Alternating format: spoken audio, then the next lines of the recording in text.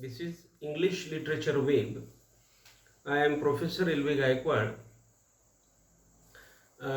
talking on the lecture number 54, the past perfect tense.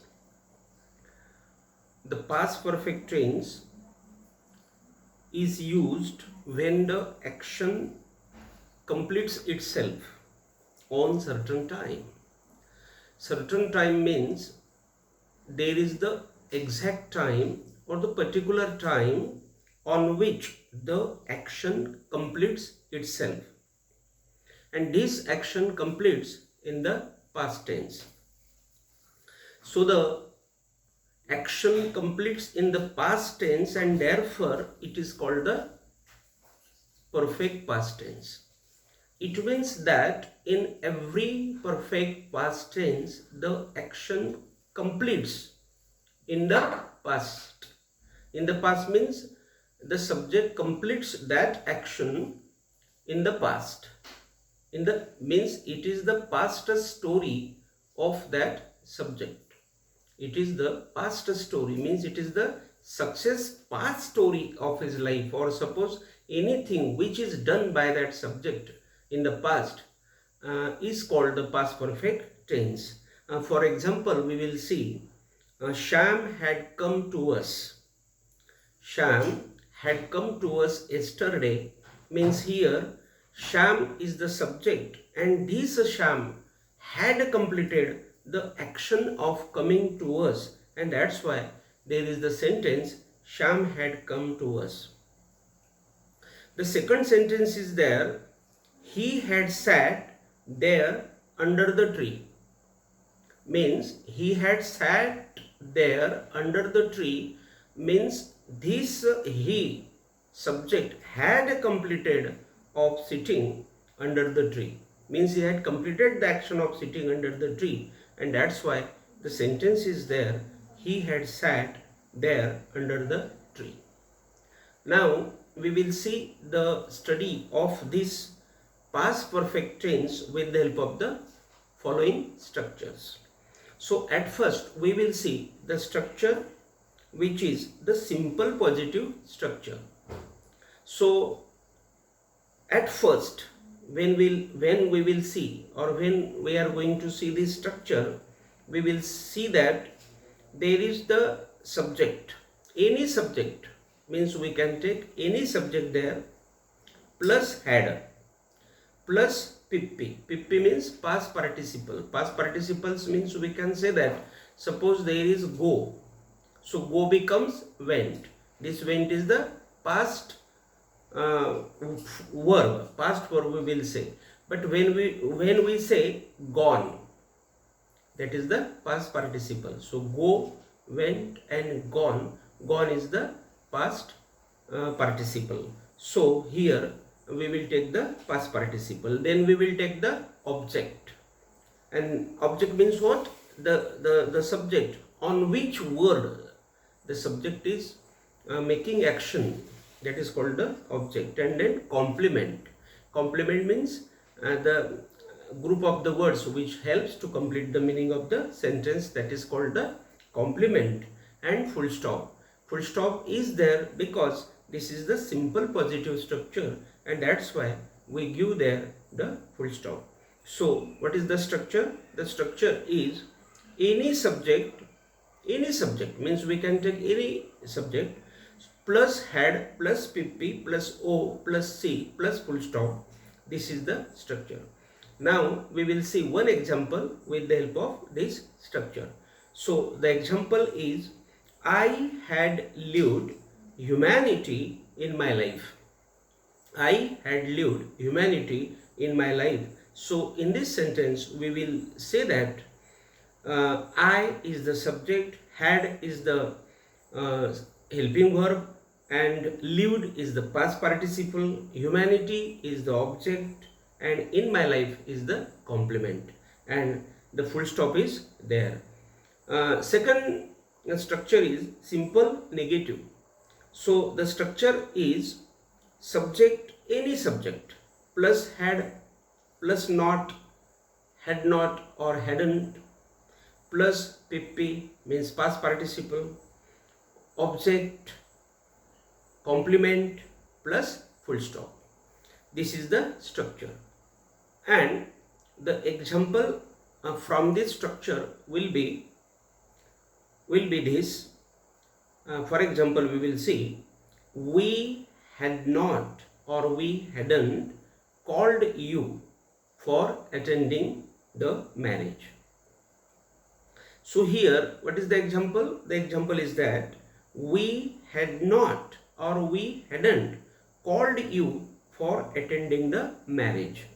Now, this is the sentence which is the negative sentence, and this negative sentence has been made by us with the help of the simple negative structure.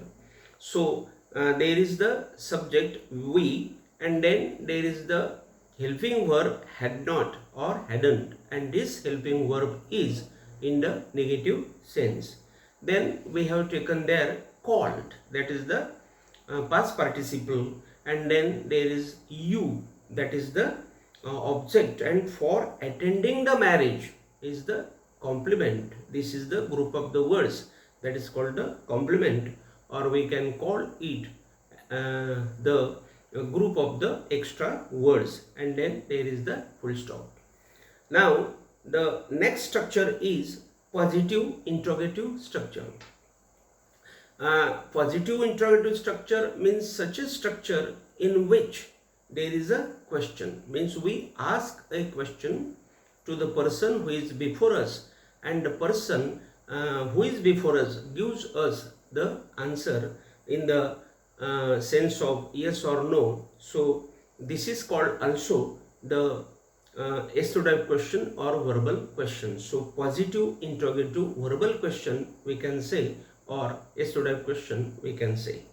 So the structure of this question is had plus any subject plus past participle plus object plus complement plus question mark.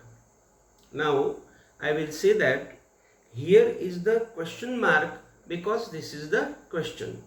This is the question structure, or this sentence is the sentence of the question, and that's why at the end of this question or at the end of this structure there is the question mark. And in the beginning there is had, or this question begins with had plus any subject plus PP plus O plus C plus question mark. This is the structure. Now we will see one example of this structure.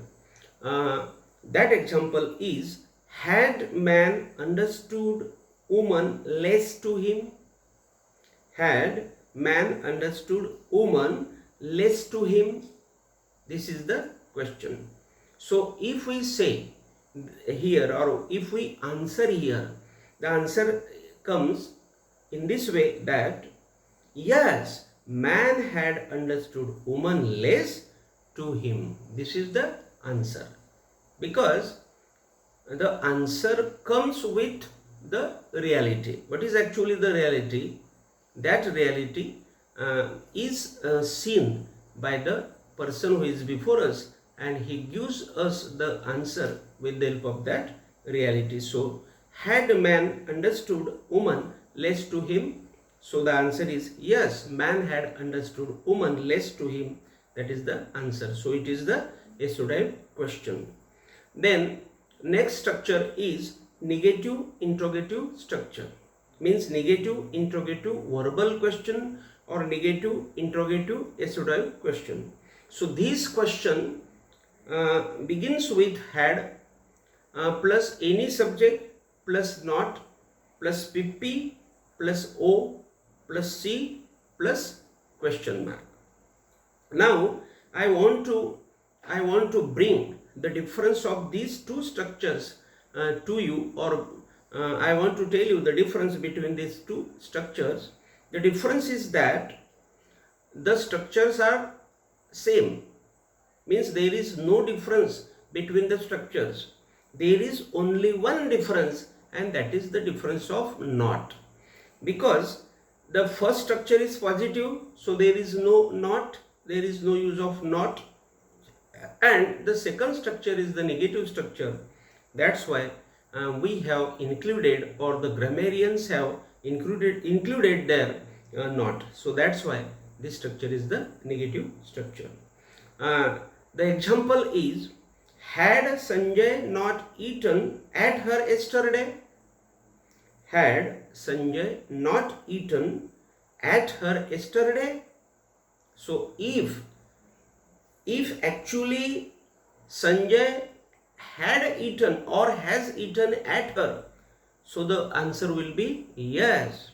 Sanjay had eaten at her yesterday.